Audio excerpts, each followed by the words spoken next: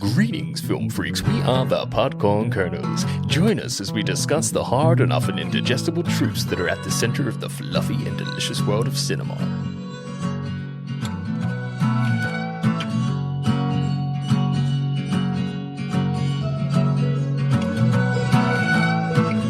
What's poppin', people? Welcome to the Podcorn Kernels podcast. My name is Adam, and joining me in your earholes is Harry. Say hello, Harry. Head down to Dave's Cheese Shack for his new playground sauce. On today's episode, we will be talking about Interstellar. This is a 2014 film directed by Christopher Nolan and stars Matthew McConaughey, Anne Hathaway, and Jessica Chastain. IMDb describes the synopsis as follows. A team of explorers travel through a wormhole in space in an attempt to ensure humanity's survival. Here is an original song to support the synopsis. Yeah, check, 1, 2. Yo Nolan, why are you messing with my mind? I am struggling to find the meaning. Deep cleaning, I've got a feeling. Am I standing on the floor or am I standing on the ceiling? It's the meaning. My brain can't comprehend what crops that you are seeding. My brain is bleeding, like a boiled kettle, my head is steaming.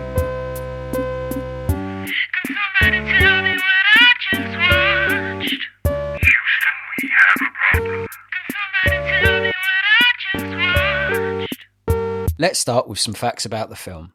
Anne Hathaway suffered from hypothermia while filming in Iceland due to the fact that her astronaut suit was open while filming scenes in the icy weather. What part of it was open? I have no idea. The helmet? Fuck knows. Whatever it was enough to cause hypothermia. Imagine going to work and getting hypothermia. It looks really hot, an astronaut suit. Yeah, but in icy cold water. It looks like a hug from John Candy.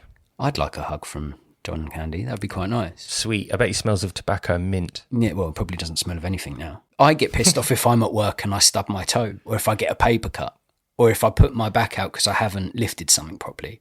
Imagine going to work and contracting hypothermia. Maybe she didn't move around enough. She didn't accumulate sweat heat. But I feel actors are renowned for being a little bit, sensitive's the wrong word, but they can be a little bit, not princess-like. What's the word I'm looking for? A delicate flower. Yes, that's a good way. That's exactly what I'm looking for. Edward That Norton. you would have thought that the moment she felt her suit getting liquid in, she would turn around and go, excuse me, my suit's open, I'm freezing. Oh, is this water? So is this from when she filmed the water scene, she fell in the water? Well, yeah, that makes sense. Based on the fact, just filming scenes in the icy water. Mm. So you would have thought, you would know if you were in a suit feeling dry and then suddenly you feel wet, surely you would turn around and go, oh, Chris, excuse me, hello, my suit's open. I didn't realise that bit was filmed in Iceland because I went snorkeling in Silfra in Iceland and my partner's suit it was too big for her neck and all the ice water went down her back and she had to have 5-6 guys with hot chocolate and blankets. She loved it. Yeah, well, who wouldn't? Warmed her up and I stood there looking fat and I was just like, oh man, these good looking dudes looking after my wife and I'm just doing nothing. Yeah, but she gets to go home with you. So she's the real winner here. Oh, man. Did she get hypothermia? No. Well, that's good. She got hypochondriac. Oh, okay, moving swiftly on. Writer, producer and director Christopher Nolan cast Matthew McConaughey after seeing his performance in Mud. He is quoted as saying, I'm thrilled for him right now. I didn't know how much potential he had until I saw Mud, not just as the leading man, but in sheer acting talent. He remarked that in McConaughey he needed an everyday man who can experience these extraordinary events.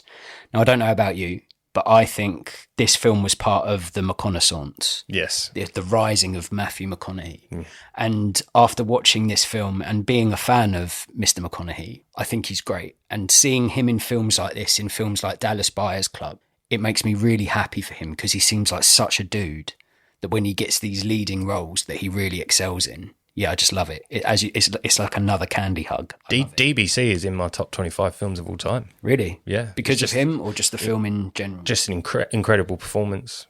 Similar to this as well. I mean, I'll come to it in my likes, but he was maturing for years and waiting for that moment to be uncaught. And then he's doing brilliant films. Yeah. I know obviously we've spoke about films that came after, like The Dark Tower and Free State of Jones. I was so excited for Free State of Jones, being a huge fan of Civil War, and then it not hitting all the buttons. I was annoyed because it was McConaughey and it was Civil War. I was like, this is amazing. And then it just didn't do it for me. It must be lovely for McConaughey himself to see directors of Christopher Nolan's caliber like bigging him up, giving him props, because he's had a decent career, but for ages he was doing those rom-com roles or those smaller parts. To have a director at the top of his game saying things like that must have been wonderful for him. And I worry that since Dallas Buyers Club, it's almost like he's peaked and now the roles he's getting aren't matching them. Since he's done this, the best film I've seen him in is probably The Gentleman, where he does... That's a solid film. Yeah, but he plays quite to type there, doesn't he? He's basically a characterization of himself within that film. Yeah. I just hope that he's not on a decline now when he's getting those lesser films, because we know he can do it. In films like this, in films like Dallas Buyers Club, I think he's given the right script. True Detective. Yeah, exactly. Yeah, given the right content, I think he's amazing. Well, when he started out, he had two big dramas. He did A Time to Kill, I think, with Samuel Jackson, and he did Armistead, which I think is a Spielberg film about the slave trade route across Atlantic, and he's a lawyer in it. He's fighting for the rights of a guy who mutineered, or broke free from his shackles. So he started out, but I don't think that he got much traction in the early days when he was extremely, I think he needed to age a little, and he's aged well. Oh, God. Yeah. He's a good-looking dude. Like in The Gentleman, when he's got that dark burgundy suit on and orders a pickled egg or a Scotch egg and a pint of ale, I'm like, dude, no one like you looks like that in a pub. Yeah, I've seen them dudes. Yeah, I've seen them. I wish we did look like him. The bulldog breed. The final fact, the books displayed on the bookshelves shown in this movie were the actual books Nolan had read and used for his research about black holes and singularity. Makes sense. All of them books, though? I don't think he read them all. Surely not. After hearing this fact, I had a little look at how many books were there, and there was not enough time in a life to read that many. What was it? Eight columns and about 60 books across? No chance. It's a hell of a lot of books. It's like a Waterstones amount of books. He is genius, though, I suppose. His brain is so large, I wouldn't be surprised if he can burn through a book like Johnny Five. Yeah. Unless it's just the books he's read duplicated time and time again. Yeah. But I have huge admiration for anyone that does their research, that does their homework when going into a film, and you just know that's part and parcel with Nolan and his filmmaking, right? Well, that's caring, isn't it? Yeah. And especially when the subject matter is so hard to wrap your head around, so difficult to comprehend. If you've got the person that's driving, absorbing as much information as they can in a bid to tell the story as correctly as possible, I'm here for that. As best as he can theorise it, that's what's great, yeah. Yeah. So obviously it is mind-boggling to 99.9% of the population on Earth about E equals MC squared and relativity and all that. It's just mind-boggling. Yeah. The one that always gets me is the event horizon. Okay. We can't see into a black hole or something. Nothing escapes a black hole. I'm like, how do you even know this? Why do you even look for this? I'm so confused. Like, that's where they lose me. Event horizons and wormholes. Relativity, I can comprehend. It makes so much sense because gravity is the same as time and space, and so a planet further away, time moves differently. That makes sense because when you take in gravity into account, what it does, it makes you can comprehend. After watching a few documentaries, reading a little, that one's all right. Yeah, I can deal with that. I can swallow that one. Oh, good. Yeah. Well, I'm not going to lie. Doing this podcast, particularly this episode about Interstellar, I am looking at you to explain as much as you can to me, because this sort of film, this sort of subject matter, no matter what the film is, no matter the TV show, if I'm reading about it, I go in fully committed and I sit there and I'm like, right, I'm going to understand this dog, and I'm sitting there. I'm going to understand it. And then I watch it, and it's like when I was back at school looking at maths textbooks, going with the best intentions, and then my eyes start to blur, and then I look at it and I'm like, nope, it's beat me. I don't know what's happening. So if throughout this episode you can explain even 0.0001% to me, I'll be very grateful. I would advise you to read the short science fiction novel by Joe Haldeman, called Forever War. It's brilliant. Does it explain? He's an he was a Vietnam soldier, and he once he left the war, left Vietnam. He wrote this book called Forever War, and it's all about time dilation and space. And they're traveling to fight an unseen enemy, very much like Viet Cong. It's very subtext, but he explains time dilation so well in it. They live in a sort of community of soldiers where, you know, you sleep with each other all night and you smoke dope and that, and it's live as much as you can. But he looks up at the stars in one part in the book, and the girl he's been with forever is going to a completely different planet to him. And he realises that when they meet again, she could be 80 years older than him. Yeah. We're back on Earth because time moves differently. So speed of light, if you're travelling at speed of light and I'm in England sitting in here watching trash on telly, I'm aging a lot faster than you because of the speed you're moving away from the Earth. If you went from the speed of light from Earth as far away as you can, as quickly as you can, there's certain events that haven't happened on Earth yet from that far out. Like when we see a star, that's a sun that's burnt out. Okay. Yeah. Time and space. I'm going to pretend it's insane. Understood that and absorbed it. I'm just regurgitating stuff that I've heard and read. Okay. That's not my PhD coming through. No? No. Okay. What did you like about Interstellar? First and foremost, having seen it in cinema, exceptional for a cinema anyway, but I love the opening shots when it's done almost like a documentary where people are being interviewed to give context to how the Earth's gone. And one of the first people you see who's talking to the camera, and it just looks like real footage, is Ellen Burstyn, who's actually in the film. But the other people that appear, Woman 2, Woman 3, Woman 4, Man 1, all of them were real people talking about the Dust Bowl era in the US. See, I did wonder, because I watched that, obviously clocked who that Ellen Burstyn was in it, because she's a great actor. Yeah. And I was watching that and I was like, no way are these actors, because the way they were delivering it in that documentary type format, I was sitting there and going, but then I was thinking to myself, how are you doing this? Because the stories that have happened haven't happened. Do you know where it's from? But, well, yeah. Ken Burns' documentary Dust Bowl, same guy who did Baseball, the one we watched. Yeah. It's the same. So he took it from that. That's one of his inspirations for the dust and that, to give it a sense of authenticity. And I love that, because even though Interstellar's not a true story, it was I thought it was a brilliant part of filmmaking to put some real footage from a documentary of the Dust Bowl, which was a terrible time for people to live. I don't remember what sort of region it would have been in. So northwest of Texas and southeast of like Colorado. It was an area where they toiled the land and kept resowing the fields, and what that did is it just kept, and if it didn't rain enough to keep it down and solid and compacted, so the dust kept coming up, and it would cause lung problems, and it would just get everywhere. So that's what captured his imagination. It's almost like Frank Herbert, the Dune writer, but like the way he was inspired driving on a road that always had sand dunes that invaded it, and that's what got that ball rolling. I feel like Nolan had this. He watched the Ken Burns documentary of the Dust Bowl, and then that started his film off in his head. Yeah, it's really, I love that they had that little documentary part. Yeah, and she says, doesn't she, like, well, my dad was a farmer like most people back then. It's great. Gives it such awesome depth. Yeah, it's a really clever way to ground a film that's so far out there. Because if you've got that, like you said, that level of relatability when you're watching it, and it feels real because it is talking to people that have experienced something similar. Yeah. It does, when the film's so fantastical, to bring it back down, that's lovely. What else did you like about it? Hans Zimmer's score is wondrous. Yeah. And I read something fascinating about it, that all Nolan said to Hans Zimmer, this is all he said to him, was the story is about a man who leaves his daughter or his child, and the sort of hole that would leave in his heart and his life. That's all he told him. Didn't say it was set in space, didn't say anything, and Hans Zimmer started writing. Really? So that opening first barrage of music you hear was just purely based on a dad leaves his daughter. How the hell did he know? Why does it fit so well in space? That's incredible. It's amazing, isn't it? And Hans Zimmer is a star. I mean, Gladiator, Dune, Lion King, 2 of which he won Oscars for. Yeah. Dune and Lion King. Dunkirk.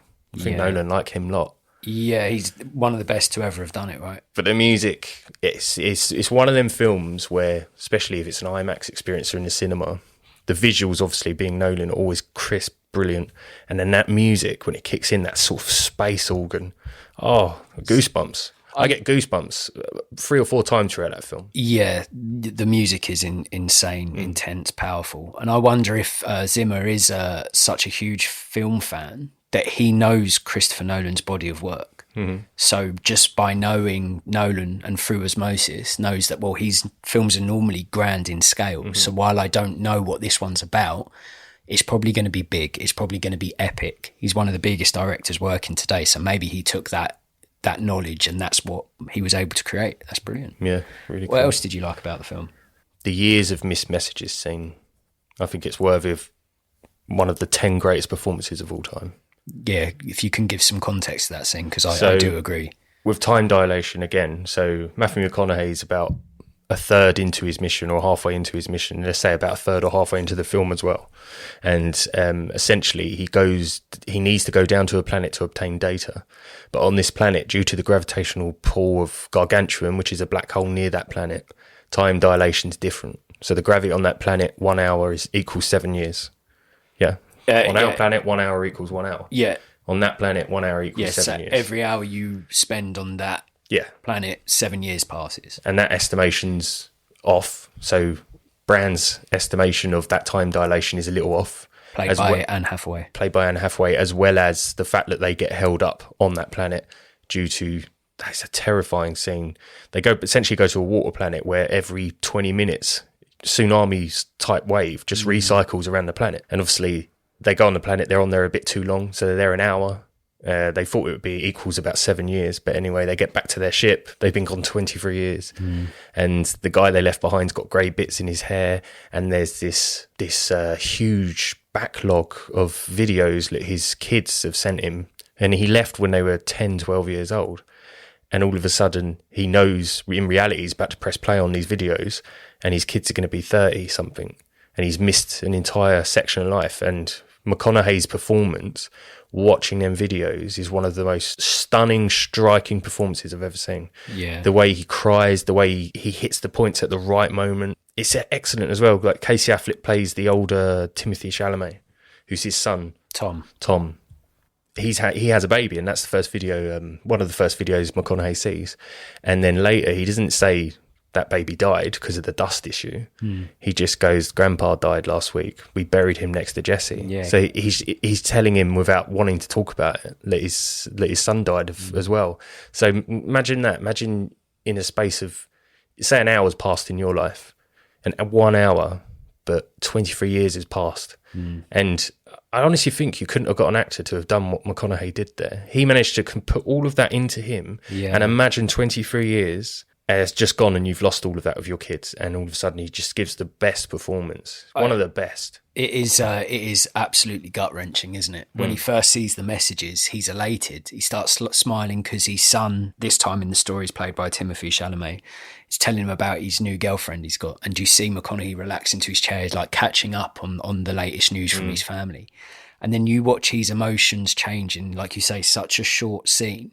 It goes from pure happiness to be hearing from his boy in an instance where he didn't know if he'd make it back. And then you just see the life drain out of him into despair. And it's that realization, that moment where he clocks that he's missed, well, effectively the whole of his kids' childhood and most of their adulthood. And it's such a succinct scene. It hits differently, doesn't it? Do you know what? That's how I figured out I had a sore throat, because I started getting a lump in my throat last night watching the film, and I was like, "Oh, I'm gonna cry," and I did. I had a little blubber, almost like he did. Trying to killed me, trying to keep it in. And I think that might have angered my throat a little. Oh, so it's Matthew McConaughey's fault. Yeah, man. Any other likes of the film, or shall I go on to mine? The docking scene. It's one of my favourites. It's one of the best things I've witnessed in a cinema. So I'll give you a little context quickly. Yet again, we're rescuing Matt Damon.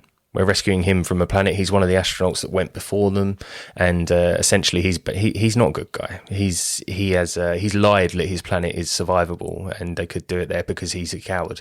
Essentially, they get on the planet. He steals one of their ships and wants to carry on with the mission, and essentially he blows up a part of their main ship, the one that the centrifuge spins to give 1g gravity. The music kicks in. McConaughey's like, "We have to join the ship." Matt Damon has just flown out of the airlock, hasn't he?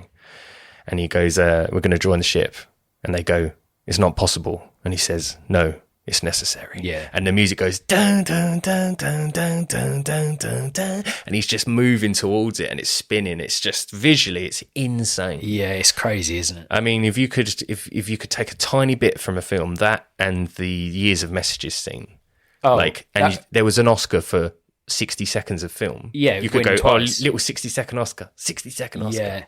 And the scale of that really bleeds into what I loved most about the film, and it's just how ambitious it is. It's that scene alone must have been absolutely mental to film. Nolan in Scandinavian equals ambitious. That's what it means. Are you being serious? No. Oh, you could have gone with that, and I would have 100% believed you. Yes. Yeah, so Interstellar is a life-spanning space epic that deals with space, time travel, and a difficult relationship between a father and daughter. And it really is an incredible concept that looks at the future of humanity, the effects of global warming, and the possibility of having to move home to another planet once we've killed this one off. And yes, the runtime is long; it's pushing on 3 hours, but to tell a story as grand as this one. It's quite the feat. Like, I don't necessarily understand all of it or large parts of it, but the sheer scale that it travels through time and space and still manages to make it a very personal story between a father and a daughter is something that I think is well, I don't see it being matched in terms of ambition, doing all of that. So the wider picture is this huge, bigger than us, bigger than humanity story. But then at its core, it's about a dad and daughter who are struggling to connect. And to combine the two, I just think it's an outstanding feat of filmmaking. Well, you know what you said about struggling to understand it? There's nothing wrong with that, because even the brightest minds on Earth have got to the same point Nolan has, essentially. They've got to the same point. It's more theory than proven science. Yeah. So relativity was proved, Einstein's theory, but this whole like what's in a black hole and stuff, they don't know. That's why McConaughey has to go into the black hole and to send that data back, doesn't he? So we haven't got to that point in our own real world and our own scientific endeavours. So us not understanding it's perfect. It fits well because we don't. And our brightest minds can't comprehend that. So Nolan took it one more step further than mankind. Yeah. One small step. Yeah. I mean, that again, that's gonna tie into what else I loved about the film, and it's the man himself, Christopher Nolan. His brand of high concept, intelligent blockbusters has breathed new life into cinema. Now, I think he has faith in his audience's willingness to understand his stories and is continuously looking to break boundaries in the world of filmmaking. And you're totally right. He's not making this film and thinking, oh, I'm going to make geniuses out of my audience. They're going to sit there, absorb this, and their IQ are all going to increase. He knows, and we know as the audience watching it, we're not going to know the little intricacies of the film. We're not going to understand all the science talk, all the jargon and all of that stuff, but you don't have to be able to enjoy something like this. No. It's bigger than us. Like the story, it's bigger than humanity. I think this film, and certainly with his latest film, Tenet, they're bigger than the audience. If it's up to the audience and whether they're willing to watch a film and not get every beat of the story and just be able to allow themselves to be absorbed by it. I comprehend Interstellar a lot more than Tenet. Doesn't mean I didn't enjoy Tenet, but trying to understand the threat in Tenet, the urgency to solve this huge threat. I couldn't understand it because I'm like, well, a bullet's dangerous regardless of whether it's going backward or forward. Yeah. So it's true. The threat didn't grasp me. Whereas in this, the thought of you're now older than your daughter because of time dilation, which is provable possible if you can travel faster than light. That is something you can grasp onto. But at the heart of it, there's the risk of we need to get people off planet because they're all going to die. Yeah. So there's two or three things going in this that an audience can grasp. Tenet for me is just like, it's like Shakespeare, I suppose, for someone who doesn't know how to read or write. Yeah, it's mind-boggling, isn't it? Yeah. I think that's the difference. Interstellar can be explained if you're willing to sit there and listen to smarter minds, to people in those fields. They can understand this. And I know through doing some research about the film, he had like the top brains collating with him, collaborating on the film with him. I wonder who? Brian Cox, Neil deGrasse Tyson, Carl Sagan? I couldn't tell you off the top of my head, but I know he had someone there that he would speak to and say, well, is this actually correct in terms of science and stuff? Whereas Tenet is just an idea. It's a concept. It's about traveling backwards and all of that sort of stuff. There's not necessarily science behind that. But Interstellar, it's rooted, its foundations are in actuality. Like, it could happen. Like, Yeah, but it also shows you in the final product with him meeting an old Murph. In the end, he sees his daughter, and she's, you know, in mind, he's 120 years older than when he left Earth. His daughter's much older and on her deathbed, and she's become this genius, saved the world. And then that's the shocking thing. Oh my God, it made me cry so much. Honestly, I cried my eyes out last night when he sees her in the bed and she tears up. Oh, yeah, and that's still makes me emotional. Well, that's another feat in itself, isn't it? That a film so out there in terms of scale, in terms of story, in terms of science, all of that can still make you feel like that. To have a human connection in a story that is so vast and massive, I think that's really amazing. It's incredible. Also, I love that Interstellar is just a treat for all of the senses. It's visually stunning and audibly striking. The film is continuously impressive in its style and in its design. And it supports the scale of the piece by being a tour de force of both sight and sound. I mean, even if you really struggle to grasp the concept that the film's trying to sell, you can just sit there and watch it and listen to it and be entertained and blown away just by how it looks and sounds, because it is breathtaking. It is incredible to take it all in. And I love action scenes, but there's also real moments of just pure silence that I feel like properly mirrors what it must be like to be in space. There's parts of the film, there's no soundtrack, there's no background music to build atmosphere or anything like that. It's just pure silence. That's why I love it. And Nolan got that right as well. So Yeah. when a part of a craft explodes, there's no noise. Yeah. And that's amazing because there's no oxygen, there's nowhere for it to travel. So it is silent. So I like them little details where he stayed true to it. Yeah. Yeah. What is there anything you didn't like about the film? Yeah, there's a couple of things. I could never look past. I love the voice quality and voice acting of the robots. So Tars and Case. Yeah. But I hate their design. They look so impractical. They're a huge square. They're a fridge. Yeah. For me, I think that's the only place it fell down in terms of design.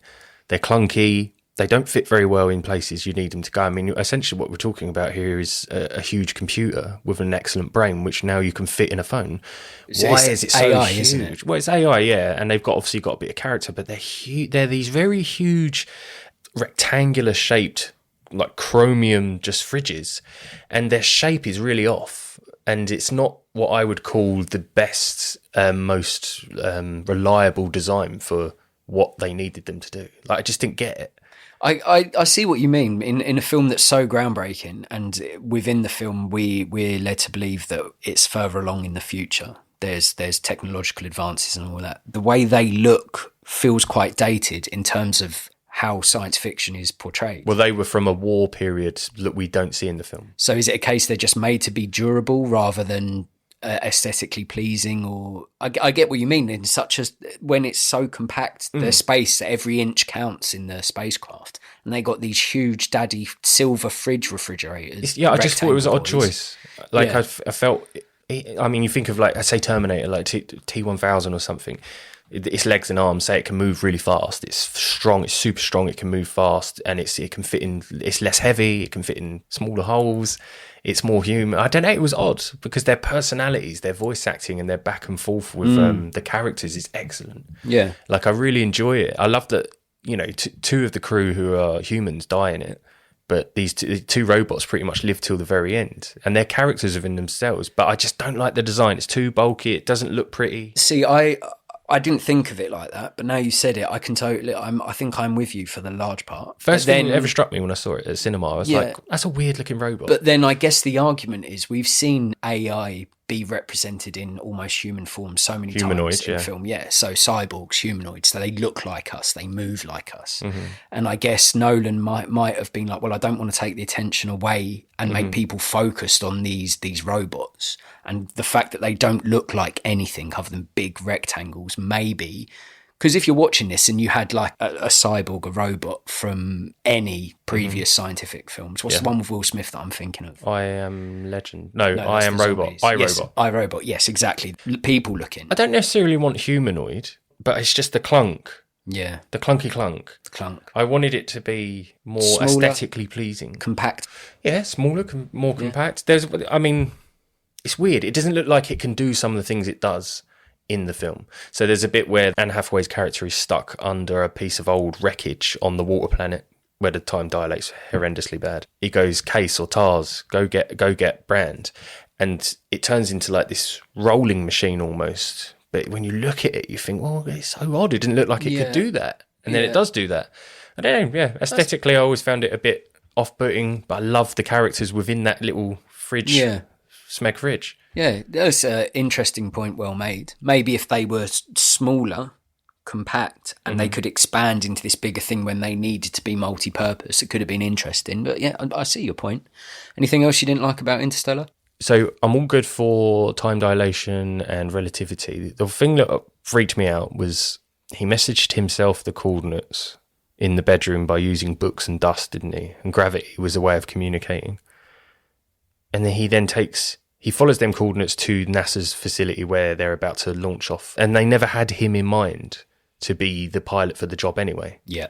So initially at the start of the film, that annoys me because I'm kind of like, well, see, he wasn't even in the running for the job. But now he's turned up. They're like, do you want to do it? Do you want to go? Do you want to go to space? And then you realise that he would have done it anyway.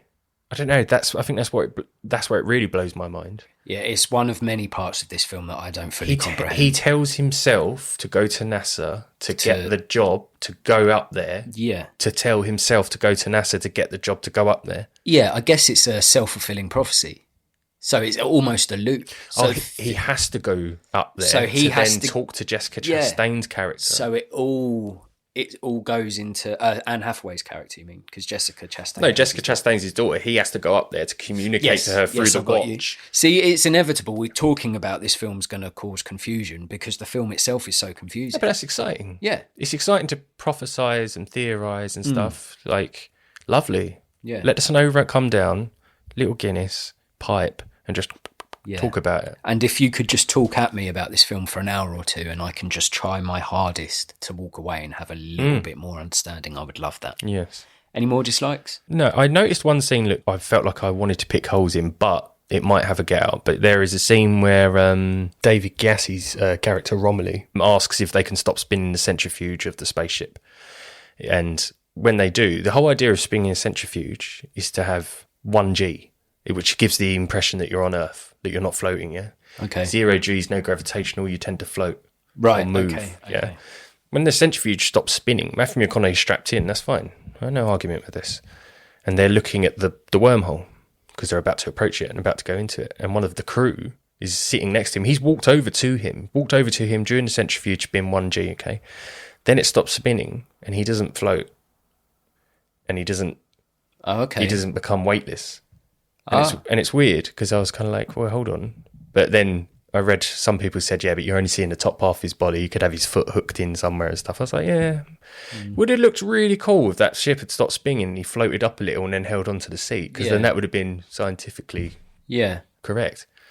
And that would have quenched your thirst. If you'd seen that, you'd be like, oh, that explains that then. Well, it would have been a great little moment in filming because the minute that ship stops spinning, you see him float up. That's science, man. Science, man. That's science. Yeah. Well, my dislikes aren't as intelligent or in-depth as yours. And my main one was just the runtime. Oh. It was just almost... What's your problem, man? I've got loads of problems, mate. But this specific problem, at almost 3 hours long, it can feel like a slog. Well, why don't you watch Gravity then, with Bullock? Well, let me finish making my point, and then you can tell me off. A film that demands huge brain power can be exhausting, and I, for one, struggle to keep invested for the entirety of the runtime. Yeah! I like my long films. I like my ambitious films, and I applaud Interstellar for all of these reasons. I think it's great filmmaking. I think Nolan's a visionary. I think the cast do a great job, well directed, well made. But it does feel like it goes on a bit. And again, I hold my hands up. I'm not sitting here professing that I understand it and it's just boring. I know that the runtime can feel like a drag because a lot of it goes way over my head. And despite the best intentions that I mentioned earlier, the subject matter for me, I don't have as big of a grasp on all of this as you do, but for me, it can sometimes just be a bit too much of an obstacle. Where did it lose you? Do you recall? Well, that's going to come up in another dislike. But my second dislike, you'll probably have a go at me for this as well. I found it depressing. Go on. Oh no. No, right, let me. It's so full of love, man. Okay, watching 3 hours of a film that centres on humanity's inability to look after its home alongside a father missing out on his children's life is tough watch. But they make it. Yeah, but and you're right. It is uplifting. There's really inspiring moments, and at the core, it's a father and a daughter combining their powers and their tools to save humanity. So they're all good things. They're all good things. But the fact that it travels through time and space to sadden me is a bit of a hefty punch to absorb. There are uplifting moments for sure, but once it's finally finished, I'm sorry, mate, but I feel exhausted and a little depressed. That's cool. Now, I do like this film. I value this film. And I would consider myself a fan of this film. But saying all of that, it does take a lot out of me. And that's probably a me problem. I fully accept that. Hold my hands up. Yep, that's a me problem. Yeah, anyway. And to answer your question, do I get lost in this? And it's the final 30 minutes. I do not understand it, and I do not like that I do not understand it. Yeah, I think it's safe to say that a lot of people get lost in that final 30 minutes. Yeah. The book thing, when he goes into the third dimension of a fifth dimensional race that use gravitation to talk to each other, there is very minimal Teflon going on. Mate, you may as well be speaking to me in hieroglyphics in that last bit. Yeah, and to pull back the curtain a little bit, I think I've mentioned it before on the podcast, I'd like to watch every film twice, once for note making and another time where I'm just fully focused on the film. I watched this film twice. That's nearly 6 hours of my life. Both times I've watched this and I'm like, right, I'm going to get this. I've watched the film 3 times in total. And each time I get it until that final fucking 30 minutes. And it's like someone's changed the disc in my DVD player and put on a different film. It could be. It could be intentional because it is so hard for our brains to comprehend. I mean, let's say the most intelligent beings on Earth are humans. Most intelligent animals on Earth are humans. Our brains just can't comprehend it. It's that, and maybe Nolan's intention is to just blow your brain and freak you out. Like, there's no way he could ever explain Tenet. It's a wicked, crazy, odd idea. There's no way he could explain it to people because it's all theory. So you don't have to understand it. Unless it's proven. You burn your hand on a fire. You know you burnt your hand on a fire because it's hot. Yeah. But like with this, it's like you can't grasp it.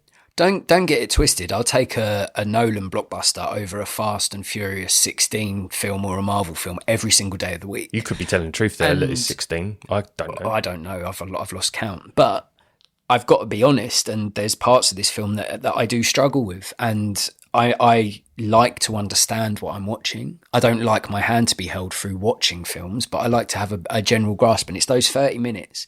If I could grasp those final 30 minutes, I think Interstellar would be one of my favourite films because there's so much of the film to love. And despite my best efforts, I think that's what gets me is I put so much time and effort into trying to understand, and I probably do just have to accept the fact that it's above my pay grade. I'm not there. But you're just watching a film. If you want to understand it, I could research it. Yeah, I could. Yeah, or go and read some opinions and blogs, sort of how people perceive it, and it might open up other avenues. Yeah, but maybe one day. I'm with you there. It's hard. I can't comprehend that last 30 minutes. Yeah. Okay. Well, I feel a little bit better that you're on the same page as me. I've got some questions. Where does Interstellar rank in your list of Nolan films? Top of the pops? Yeah, if I was to go top down, so I'd go Interstellar, Dunkirk, Memento, Tenet, Inception, Dark Knight. Okay, that's interesting. I would go top of the pile for me, Memento. First time I saw that, I was like, wow, I didn't know films could be this. Second, The Prestige. I think The Prestige is superb, amazing. I forgot about it. Yeah. Third, I would probably go The Dark Knight because I really do love that film. And then maybe Dunkirk. Then Interstellar probably. That's Inception. Where you put that? Okay, no, scrap that. I'd put Inception above Interstellar personally. Whoa! Because I can understand it more. It's that simple. In the cinema or at home? I saw both Inception and Interstellar at the cinema, and I think that both deserve to be seen on the biggest screen possible. I think you're wrong. That's the beauty of Nolan films. The bigger the screen, the better. And I think Nolan's one of those directors that, depending on who you speak to, everyone's got a rank of 5, and they all tend to be different because there's so much to enjoy from what he does. Do you think humanity will ever actually time travel? No. Never. Well, because we'd know. Someone would have come back already. How do we know they haven't? Because they haven't. But how do you know? Because they haven't. But how do you know? It would be impossible because no one's done it. So if we can time travel, yeah, but in someone the future, would have come back. Yeah, but in the future it could be. No, because the future is the past. Okay, it's the same. You're losing me again. No, I explain it. Okay. If we can time travel in the future, yeah, then we can come back. Someone would have come back. Yeah, but it just might not have happened yet. No, that's the bit you're missing. That's the logic you're missing.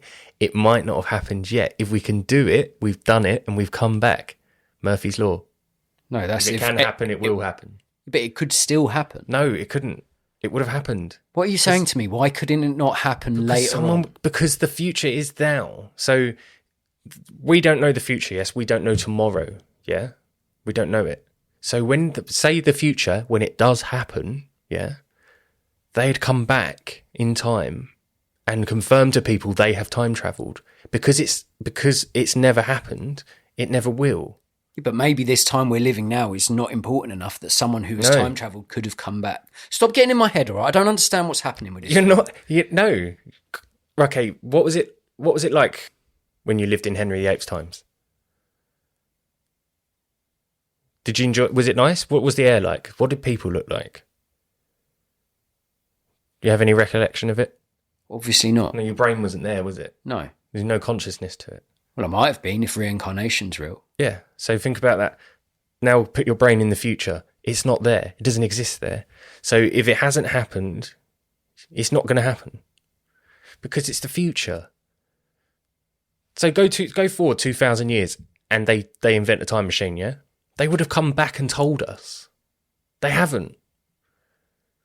But if it hasn't happened, I think, look, this is a vicious circle and I'm never going to This would help you understand a bit of the logic in Interstellar. Okay, this feels like a pub talk between me and you, and you'll have to like drown me with Guinness and then really explain it to me to the point of drawing diagrams and holding my hand. Interstellar looks at how humanity would respond to the impending death of planet Earth. If you knew the world was going to end, how would you spend your last week here? Oh, gosh. It's too hard. I couldn't answer, man. No? Well, I don't know. Would I be selfish? Would I run away from my family and find a drug dealer and be like, I've not tried any of these drugs, give them to me all at once?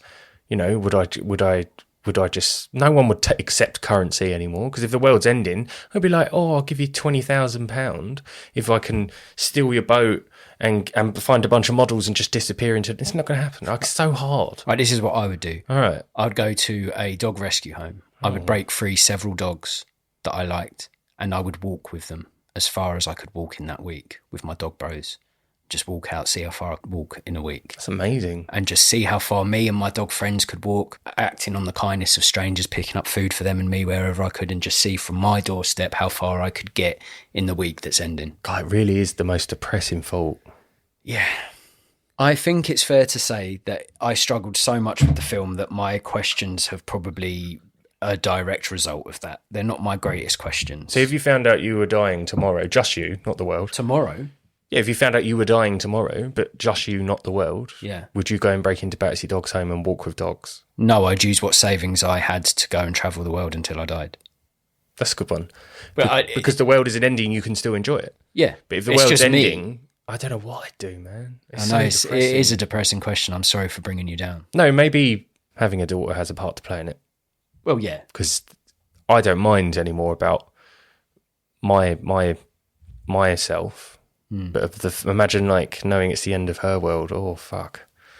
You're depressing me. Well, I think it's safe to say from this podcast episode, we found out that you're more intelligent than me and I am more selfish than you, which I think it's a real wake-up call for us both. So try to mood boost a little bit. What would you rate Interstellar out of 10? 9.5. Well, that's a big old score. I just got to reflect back to that experience in the cinema. Yeah. I mean, yeah, the last 30 minutes gave me a headache, but in a good way. I remember stepping out of that cinema, looking up at the sky. It was winter, stars were out. It was marvellous. I just thought, wow, incredible. What would have made you change it to a perfect 10 out of interest? TARS. Yeah? The design of the robot. Yeah. Maybe. I don't know. I mean, I think that 0.5 has to be reserved for not understanding it fully. So it's probably to do with that. And, oh, God. No, I know why. Yeah, I know why. Go on. Daughter attends school and they say, oh, she came into school and she was talking about the lunar landings, but that's federal text. That's no longer the correct use of knowledge. We never landed on the moon. It was a hoax. It's like, that little bit there just made me so annoyed and angry because it's like, they're like flat earthers and stuff. And the fact that it was even in the film, and I think it's good it was in the film because Nolan's essentially saying, look how idiotic people are with like the moon landing was a hoax. And it's just like, it can't be.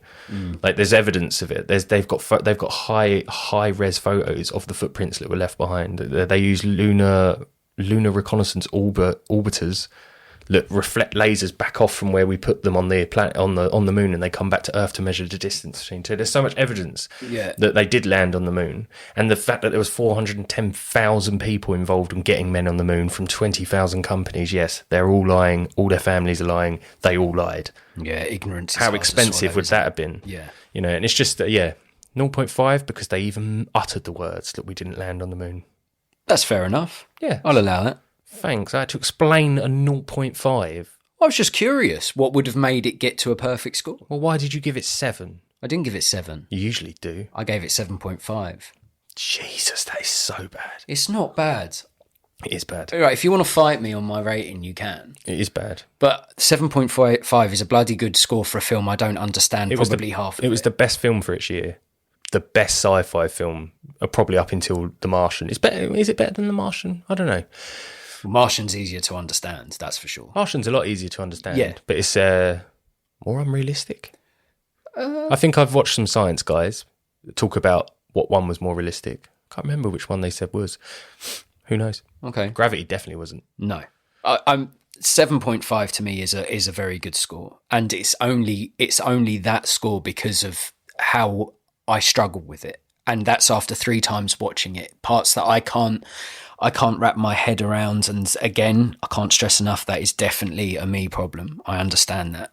What about Inception? Like, how do you understand that? Putting a dream within a dream within a dream? Well, I'd have to watch that again because I haven't seen that for probably about 10 years. So I'd have to watch that again to better understand and recollect my thoughts on that one. But that gives Interstellar a total score of 17 out of 20. If you like your films grand in scale and stunning in spectacle, or if you like your science fiction mixed in with daddy-daughter drama, then Interstellar could be a film for you. Consider watching this one if you enjoyed 2001: A Space Odyssey, Tenet, and Event Horizon. Should we play a game? Just get on with it. Oh, sour dad. The game in question is What the Plot, where the rules are simple and the results quite the opposite. Harry will conceive an original idea from his big and beautiful brain and give birth to a plot. It is then down to me to nurture this thought by providing a film title, genre, cast, and anything else I can think of to raise this brainchild into a fully functioning film concept. Over to you, Harry. Young, 23-year-old single mother. She's a house cleaner. She cleans for a few rich millionaire or politicians' houses in some sort of, I don't know, what's one of the posh areas in the US? Who knows? Bel Air. Yeah, or somewhere in Florida, wherever like Trump resides when he's not in his fat tower. But she essentially cleans for some millionaires. She's young, she's attractive, she's a very hardworking mum, and essentially she gets raped, attacked by one of these huge. He could be a senator or he could be a powerhouse mongrel man. He could own his business. Let's say it's a Trumpy type character, and essentially, she gets attacked when she's cleaning the house because Daddy's home alone, and the story is about her trying to go after this guy who's got billions. He's got lawyers. He's got people to discredit her, to say she had an abortion when she was 18. Now she's got this baby. She's done drugs, and deep down she didn't. She smoked a bit of weed. She had an abortion because she found out the baby was going to be born with deformity or something. So there is explainable things to the things she's done, but then she it's essentially underdog story. David Goliath. She's going up against this huge business mogul or senator. It depends on whether you want it to be a more political leaning film or a greed film. And essentially it's her story about trying to get people to believe that she was raped by this man, or is she But yeah, you could get one half of the audience who just believe that within the film that she was doing it all for money and it's a lie. So it could be a good story about the truth will out. So it's not necessarily like a vengeance story. Not vengeance, it's no. a justice, I'd finding say justice story. Half and half court drama. So maybe the last part of the film is set in court where, maybe she gets this real honest lawyer. Okay. And he wants to help her. Right. Maybe like a Richard Jewell almost, but a rape case, young woman, cleaner, single mum against a huge business mogul. Okay. And to a David Bowie soundtrack. Okay. That's a curveball. Okay. So in summary, we've got a young 23-year-old single mother who is a cleaner to the rich and famous. She's a young and attractive woman that's raped. She goes after the guy who has lots of lawyer support. It's filthy rich. So as you say, it's a real... no one's going to believe you. Yeah, it's a real David versus Goliath story. The film centres on her story trying to find justice, and it's her truth fighting against the lies of someone who has got unlimited resources to disprove. Because how many women would not even try to fight that? They just wouldn't try. They would feel like they wouldn't be believed. They'd feel like the court case would be just as worse as the actual act. Yeah. So I suppose you could say she's the exception. Let's say it's well before Me Too movement, where honesty was applauded. Let's say it's well before that. Could be 90s or something, and just it wouldn't even get past the sergeant on the desk at the police station. Yeah. Okay. So that is I can't see this being anything other than a real gritty drama. And I think in terms of casting, in that lead role, I'd have Florence Pugh, because I'm a big fan, and I think she fits in that sort of... She's doing great things. Age demographic. She could play a 23-year-old. She's got a wide range of acting talent, so she could play the victim. She can also find that inner strength from somewhere to find the self-belief to fight something of this scale. Fighting with my family. Yeah, it would be such a horrific endeavour to try and tackle such a monster and a beast. And playing that role of that sort of rich, famous business tycoon would be someone who has had a bit of a renaissance of his own recently, and in a role that you wouldn't necessarily expect to see him in. But in terms of his size and in terms of his actual untapped acting abilities, I'd have Brendan Fraser. Whale. He's going to be in a film by Darren Aronofsky in Whale, where he plays a morbidly obese guy. That's cool. And I think that the sheer size of him, and I feel like he could play that power hungry sort of person. And I think the dynamic between them two, he could be with a couple of really smart and almost treacherous lawyers that making it even more difficult for Florence Pugh to become successful. I can imagine hating him in a film like that. Yeah. But that's the intention. Yeah. I love him as a human. Yeah, I think most people think Brendan Fraser is an exceptional man that's been dealt with a really shit hand, and I think his personality shined through, and because of who he is, he's finding a second life within film, and I'd like to see him in maybe a villainous role. I think directing the film would be Lynn Ramsey. I think it's important from when the story's from a female perspective. I think it'd be important to have a female voice directing.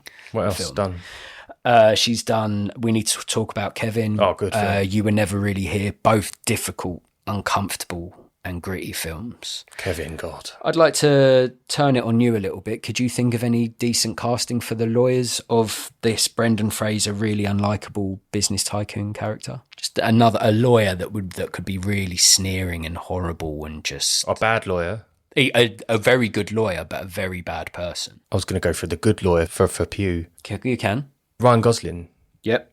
He's charming, he's good looking, he's young, he's got the energy to take on a new big case.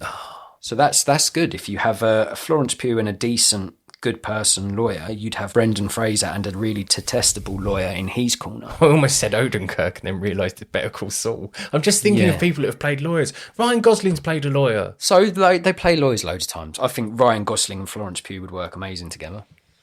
Yes, beautiful. So how Brendan Fraser's lawyer could be a slightly older man. Oh, I got it. Go on. Is Brad Dourif still alive? I don't know. From One Flew Over the Cuckoo's Nest. He played Wormtongue in Lord of the Rings. Yeah, we can have him in. If he's still floating about, we can have him there. Yeah. Brad Dourif? Yeah, that's a bad casting. Yeah. In what fucking world would Brad Dourif, Okay, well, Ryan Gosling, do you want Brendan Fraser be in a film together? Do you want another go? We got time. No. So we're going Brad Dourif. Go Brad Dourif, yeah. Okay, so we have in the lead role Florence Pugh as her good guy lawyer Ryan Gosling. The Goliath to her David, would be Brendan Fraser, and his detestable lawyer Brad Dourif.